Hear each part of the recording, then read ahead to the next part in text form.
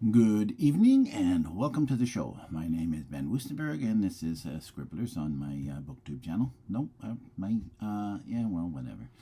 Anyways, I'm going to start reading because people have a short attention span, and so there you go. I've shortened these things. Here we are.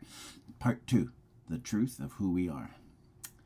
Martin had first arrived in Paris in the spring of 1952, his dreams of reviving the career he'd once had before the war failing to amount to anything.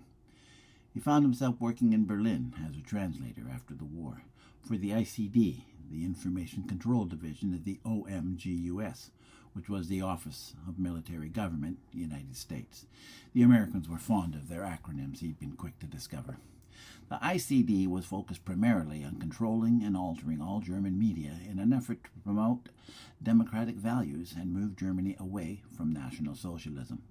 It was a pipe dream as far as Martin was concerned, but it was a job.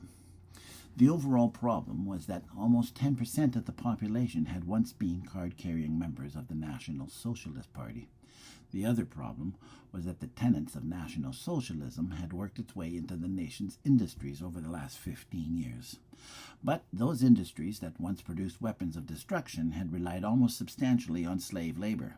Now they had to rely on a predominantly defeated population to serve as their labor force. The work of translating had proven itself to be a grueling task. There was not enough translators for one thing, and not enough hours in the day, even if there had been. The American hopes of weeding out National Socialists who had somehow slipped through the network had proven itself impractical. Maybe if the Russians hadn't insisted the Germans living in their sector become indoctrinated under the Soviet regime, things would have been different. He doubted it. Martin could see there was a growing distrust between the two governments, and their policies would soon be a problem that prevented both countries from moving forward. He was dismissed from his translating job in 1951, a short time after several laws had been passed ending the so-called denazification program the Allies were convinced was the way to go 5 years ago. The laws were passed because the Americans were more concerned with weeding out possible communist sympathizers than they were finding National Socialists. Martin was forced to move back home to help his mother care for Anneliese and Rudy, the baby. He was able to buy food because of the money the Americans paid him, as well as finding help for Anneliese, who slowly climbed her way out of the pit of despair she'd been cast into. He was even able to find a piano he had refurbished and was soon playing. There was no work for him in Berlin as a pianist. The few radio stations that chose to play a classical repertoire wanted him to introduce gramophone selections, not play them. Because of his time working for the Americans, he was able to find work with a media company, but the pay was less than poor. When he was at home, Martin often found himself in Rudy's company. At 5 years old, the boy was well-spoken, well-mannered, and eager to please his Oma, which was what he called Martin's mother. He often climbed up onto the bench while Martin played, though, anxious to reach out and touch the keys. "Will you teach me to play, Uncle?" the boy asked one day. "Do you want to learn?" "Oh, very much, Uncle," the boy said with a pleasing smile, making it impossible for Martin to say no. "All right, then, I'll teach you," he said. "Put your hands here, like this.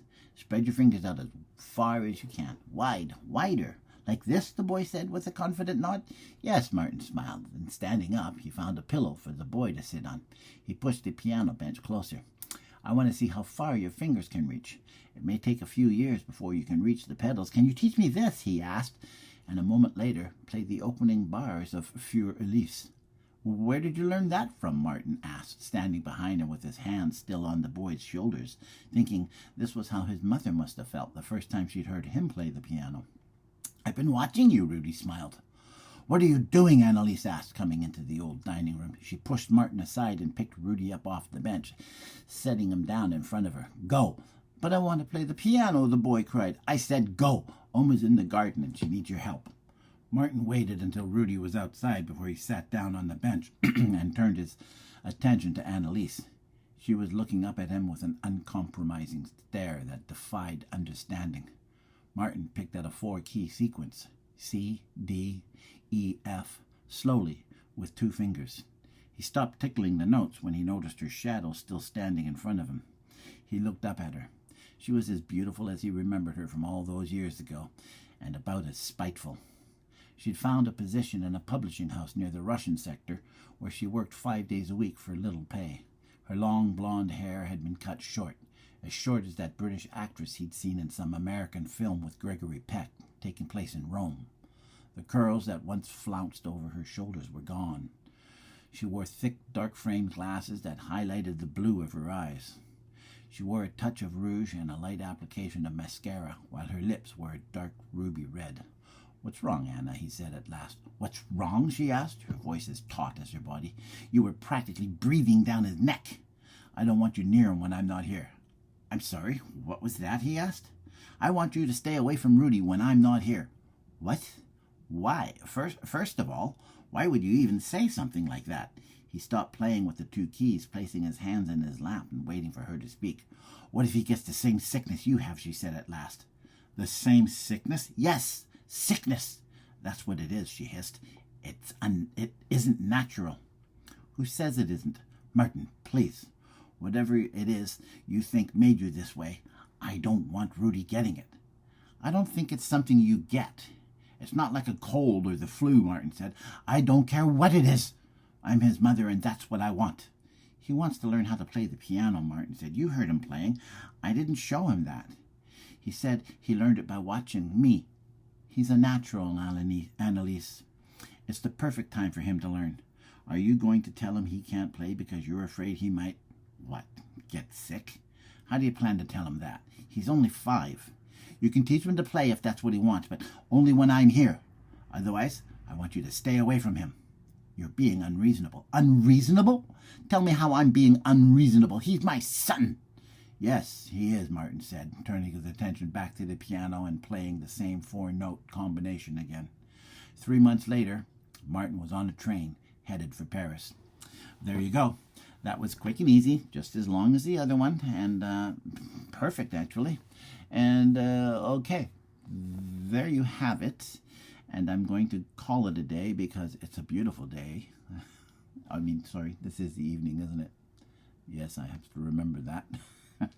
Okay, I'm going to leave it here, and I will join you next week. Yes, next week.